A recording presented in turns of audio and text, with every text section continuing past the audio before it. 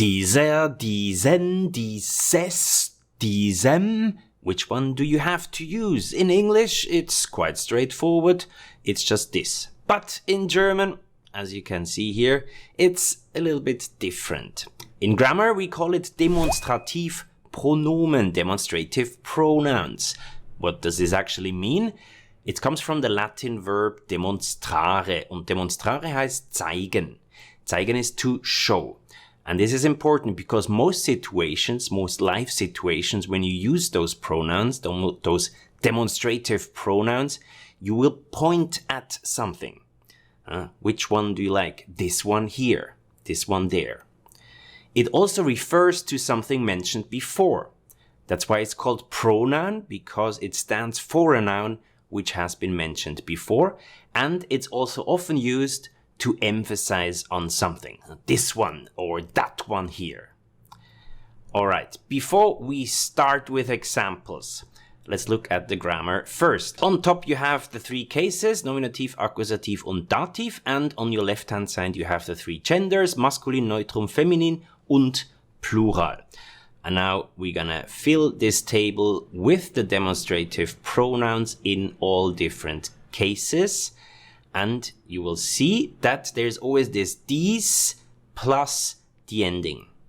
So it's only changing the ending according to case and gender. And to memorize those easily, we add the definite articles. First here in nominative, der, das, die und die. And you see the endings are exactly the same as in the definite articles. So der, masculine, you also have this R in the pronoun. Das, es, dieses is also the S at the end. Same for feminine and plural. For masculine and neuter, you have additional E there. This is just for pronunciation reason. Let's go to accusative. Here, the same thing. We take the definite articles and you see also only masculine changes in accusative. And here you have the den definite article. The pronoun is diesen, so you also have this N. The same goes for dative. Here the same thing, the ending according to the definite articles. Alright, now we're gonna do examples. And we're gonna do 2 examples for each case. And you can practice along with me, meaning you can try to pick the right answer for each question. We start with the nominative case. On top of me you have a table in nominative and the correct endings for each case. The situation is you are at IKEA, for example, with a friend and you want to buy a chair. And then your friend asks you, welcher Stuhl ist bequemer? So you're going to try different chairs, right? So and you sit on them and then he asks, welcher Stuhl ist bequemer? Which chair is more comfortable? And then you tried it and you decided and then you can point at the chair and say, dieser ist viel bequemer. Dieser ist viel bequemer. This one here is much more comfortable. And it's nominative. Why? Because Stuhl here is the subject and dieser is the pronoun of Stuhl, so it's also the subject. Zweites Beispiel, same situation, you're still at IKEA. Welche Couch gefällt dir? Welche Couch gefällt dir? Which couch do you like? So again, you have probably a selection of 2 couches and then you can point at the one you like and say, diese hier gefällt mir oder diese hier sieht toll aus. Diese hier sieht toll aus. This one here looks great. Again, warum nominativ? It's the subject. Let's go to accusative. Top of me, again, the table with the different endings, and we start also with an example in masculine. Now, the situation is you are at the restaurant and you want to have a nice dinner and you also want to have a nice wine together with your dinner. So you ask the waiter, welchen Wein können Sie empfehlen? Welchen Wein können Sie empfehlen? Which wine can you recommend? And then the waiter taking his wine card, pointing at the wine and says, diesen da und er ist im Angebot. Diesen da und er ist im Angebot. This one here and it's on sale. Und warum ist es akkusativ? Why is it accusative? Because empfehlen requires the accusative case. welchen oder diesen. Both of them have this N ending. Ein Beispiel für Plural. Welche Früchte willst du? Maybe at the fruit stand somewhere and friend asks you, which one do you like? Which fruits do you want? Welche Früchte willst du? And you like those ones there, then you say, diese dort sehen lecker aus.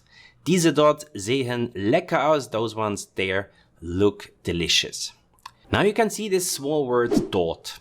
And before we had hier und da. Diese hier, diese da, diese dort. But what is the difference between those three? And as you can see here on this small little graph, it's about distances. So diese hier is right here. Diese da is pretty much the same. It's maybe a little bit further away.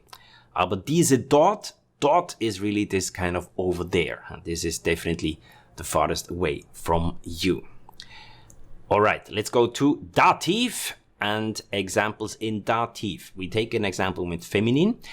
Die Situation ist, you are at the S-Bahn-Station with your friend and he's asking you, mit welcher Bahn fährst du? Mit welcher Bahn fährst du? Which train are you taking?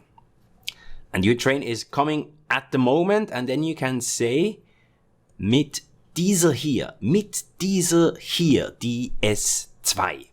Mit dieser hier, die S2, with this one here, the S2, S2 ist eine S-Bahn in Berlin. It's an S-Bahn number in Berlin. Und warum Dativ? Why is it Dativ? Because of the preposition mit. Mit always requires the dative case. Und ein Beispiel noch im Neutrum. In welchem Buch hast du das gelesen? Are you saying something and your friend is not believing you, asking you, in which book did you read this? In welchem Buch hast du das gelesen? And you have this book right with you. And then you can say, in diesem da. Hier steht es. In diesem da, hier steht es. In this one here, it's written. And here steht es, it's here, it's written. And here again, warum Dativ? Präposition in ist hier plus Dativ. Bonus-Tipp. 2 kleine Bonus-Tipps. The first one is dies als Artikel. Yes, correct. So far we just used it as a pronoun, but it can also be used as an article. 3 Beispiele. Diesen Sommer fliege ich nach Bali. Diesen Sommer fliege ich nach Bali. This summer I'm flying to Bali. No, not gonna happen. Dieser Frau vertraue ich nicht. Dieser Frau vertraue ich nicht. I do not trust this woman. Oder dieser Stift ist kaputt. Dieser Stift ist kaputt. This pen is broken. And as you can see here, there is always the noun together with the demonstrative article. It's not a pronoun. So diesen Sommer. Sommer is the noun. So diesen is here an article and not a pronoun. Diese Frau. Frau is the noun. Dieser Stift. Stift is also the noun. The thing is, you will often hear them both, like pronouns and articles, kind of maybe mix them up a little bit because they have the same declension. So there's actually no problem because they have exactly the same endings for both articles and pronouns. So there you don't have to worry.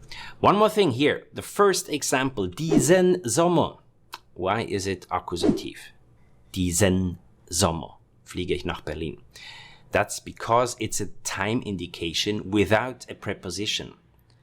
You don't have a preposition there and it's a time indication. This is quite common use, specifically with this demonstrative article. Diese Woche mache ich Sport. Diesen Sonntag arbeite ich nicht, zum Beispiel. And this is always accusative. If you don't have a preposition and it's a time indication, it's always accusative. You can also ask the question, wann? Wann machst du Sport? And the answer, if you have the question wann, jeden Sonntag, jeden Montag, jeden Donnerstag, then it's always accusative. Der zweite Tipp, welcher und dieser. The question article welcher has the same declension again as the definite pronoun, demonstrative pronoun dieser. welcher, dieser, welche, diese, welche Früchte magst du, diese, welchen Computer hast du gekauft, diesen. So it's always the same. So when you do exercises, when you have the question article already there and you have to put in the right pronoun, the demonstrative pronoun, the endings are the same. And if you haven't seen this video yet about welcher, welches and welche and so on, about the question article, then watch this video right here. Vielen Dank fürs Zuschauen. I hope you learned something. I hope you liked it. Maybe give it a thumbs up and share it with your classmates or students or friends. Bis zum nächsten Mal. Auf Wiedersehen und tschüss. Bye bye.